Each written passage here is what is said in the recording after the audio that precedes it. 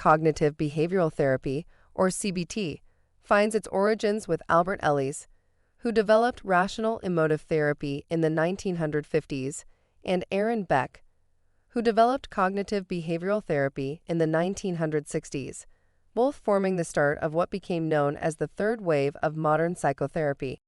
CBT married the branches of behavioral therapy with that of cognitive therapy, bringing together the thinking of such people as Skinner and Pavlov with that of Adler, who was the first to address what he referred to as cognitive mistakes as a source of counterproductive behaviors. Cognitive behavioral therapy became the umbrella term to describe numerous derivatives and subtheories, including Ellis' rational emotive therapy. In CBT, the theory considers that the client is the expert in themselves and in what they need to effect change in their life. The client has borne witness to their lived experience and, as such, is best placed to identify, in collaboration with the therapist, what they believe, what they think, how they feel this or interpret these thoughts, and what effect this has on their lives. CBT proposes that humans are capable of both rational and irrational thoughts.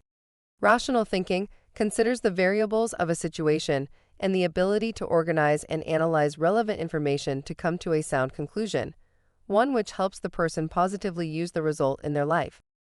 Irrational thinking is where the client takes inputted information and can often involve making faulty decisions or coming to a conclusion, which may be partially or entirely incorrect due to the influence of preconceptions on their thinking process.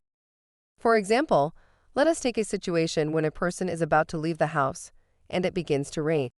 A rational thought may be, "I'll put on a coat and I'll be fine." Using the same external inputs, an irrational thought may be, "I'll get soaked and I'll get sick and die." In CBT, the theory is that thoughts lead to behaviors.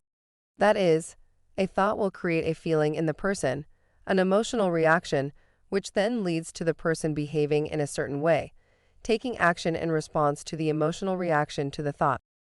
In the previous example, where the person is about to leave the house, and it begins to rain, the situation, the person having a positive emotional reaction, the emotion, after sizing up the situation, a thought, may simply put on a coat going out and get on with their day's business, the behavior.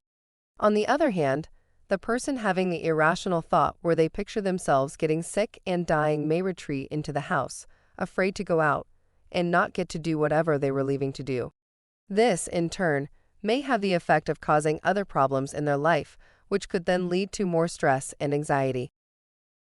So, CBT aims to teach this second person to arrest this process at the point where they have the thought which creates the emotional reaction. The CBT therapist will work with the client to help them to understand how they think and how that links with the behavior that's causing a problem in their life. CBT aims to give the client the tools they need to identify and change their maladaptive behavioral patterns by making adjustments to their cognitive patterns or thinking styles. It is proposed, therefore, that these adjustments to the client's cognitive patterns will help alleviate their distress in the here and now and give them the tools to do so in the future when similar patterns emerge for them. CBT can also help a client identify and challenge core beliefs that may be holding them back and causing distress in their life. So, where does the therapist come into this? The therapist's role is as a collaborator with the client in identifying irrational thinking and developing and implementing plans to help the client arrest and rationally analyze these thoughts. The therapist achieves this by firstly establishing a therapeutic relationship based on trust. After all, why would someone, such as a client, be willing to open up and expose their perceived weaknesses to someone they do not trust? And why would they want to collaborate so closely with someone like that? With the achievement of trust, the therapist and the client will complete a comprehensive assessment where they can, together, identify the information the client uses to make decisions and the skills the client may or may not have at their disposal to work with on the problem at hand, what they may have tried before, what worked, what did not work, etc. The therapist will then aim to instill hope in the client, so the client can be open to change and see the possibility of the reward of a successful outcome. In this process, the therapist explains the CBT process to the client so they know what to expect and how to work within it. Then they both collaborate in identifying areas of concern to the client and formulating plans and solutions to help alleviate the client's distress. Throughout this process, the therapist will use a variety of techniques and approaches to help the client to reach their goals. Cognitively, the therapist may employ such techniques as cognitive restructuring, guided discovery, and journaling, amongst others. Cognitive restructuring, similar to reframing, entails the therapist working with the client to therapeutically change the client's mindset to a more positive disposition concerning a particular cognitive distortion. Reframing will entail doing this multiple times with multiple irrational thinking styles of the clients. Guided discovery is where the client is actively involved in learning about themselves and how they think about situations in their life. A standard tool used to achieve this is Socratic questioning, named after the Greek philosopher Socrates, and is based on the idea that thinking has a structured logic which allows the client to question the underlying thoughts. Another standard tool for guided discovery is what is known as the downward arrow technique. This involves following a surface belief, of which the client is aware, down to its logical conclusion, which will inevitably lead to the client's core belief which guides this thinking. For example, following the thought of "I cannot do a presentation in front of a group of people," through to find the core belief to be "I am not good enough." Journaling, also known as thought recording, involves the client recording their thoughts and feelings to gain a better understanding of them. On a behavioral level, the therapist may employ such techniques as exposure therapy, activity scheduling, relaxation techniques, and so on. Exposure therapy, or graded task assignment, can involve the client being exposed to something for which they have an irrational fear in a controlled and graded way to allow them to see that they have nothing to fear. This may be achieved through gradual physical contact with what causes the irrational fear or through exposure using virtual reality, VR CBT. Activity scheduling, or behavior activation, involves scheduling a pleasurable activity for a client to aid in boosting their mood. For example, encouraging a client experiencing depression to recommence an activity they enjoyed before the onset of their depression and which they have since discontinued. Relaxation techniques, such as mindfulness, meditation, and so on, may often be employed with the client to help them to decrease anxiety and control arousal. They can be instrumental in helping a client to regulate their emotions, allowing them to engage more fully in therapy. Homework will be a vital element of any CBT treatment plan and demands a commitment from the client to continue, outside of sessions, the work being done in the therapist's room. It is a crucial element of CBT, and it is planned collaboratively between the client and the therapist to practice new skills and coping strategies, as well as to restructure maladaptive beliefs. What does CBT look like in practice? For the first few sessions, the therapist will ensure that CBT is the right therapy for the client and that the client will be comfortable with the process. The therapist will conduct a detailed assessment of the client's background and life and discuss with the client how their presenting issue interferes with different areas of their life, such as work, family, and socially. The therapist and client will also discuss what tools the client had used before in this and similar areas, what worked, what did not work. Over the next few sessions, the therapist and client will work together to break the client's presenting issue into manageable parts. They will also look at the client's thinking styles, determining what helps the client and what hinders them, and what effect they have on each other as well on the client as a person.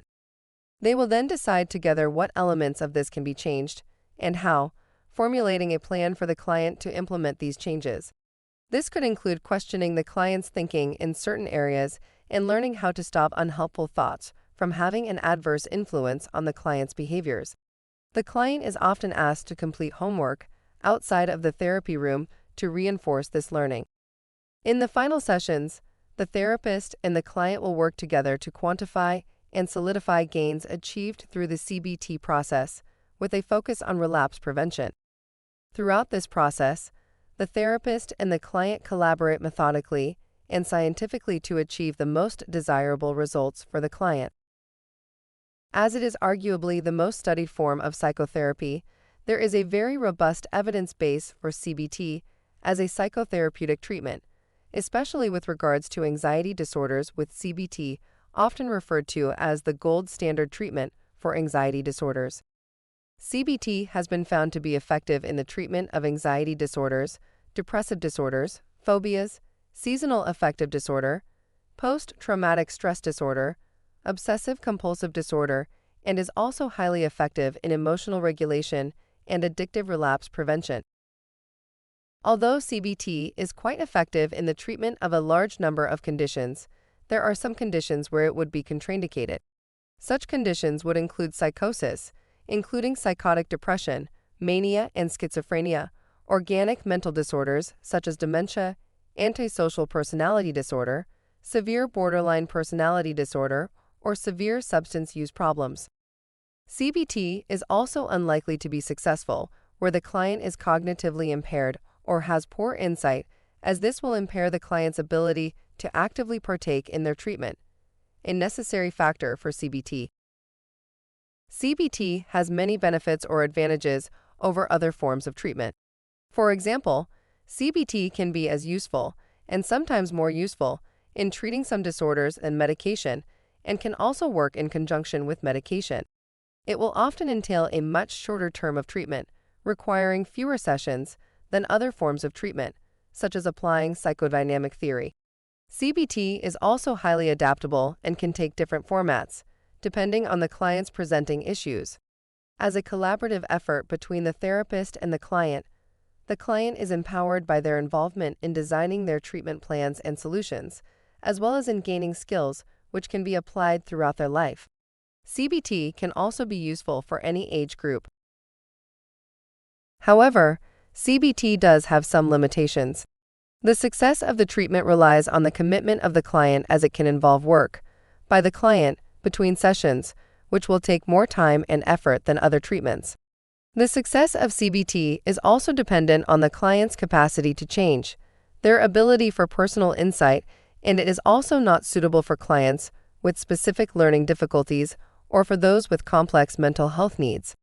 Often, clients will feel worse before they feel better as they identify faulty cognitions of which they had not been aware. CBT is limited by the fact that it addresses current issues for the client, giving them tools for the future, without treating the underlying causes. One could infer that it treats the symptoms, but not the disease, to put it in medical terms. In conclusion, cognitive behavioral therapy can be a beneficial, relatively short therapy with applications in multiple therapeutic planning processes. Whilst, as a treatment, it has considerable benefits and advantages, it does have its limitations, and there are some situations where it should not be considered. Perhaps its greatest strength is how involved the client becomes in their treatment planning and implementation, and the empowerment this can and does give to clients.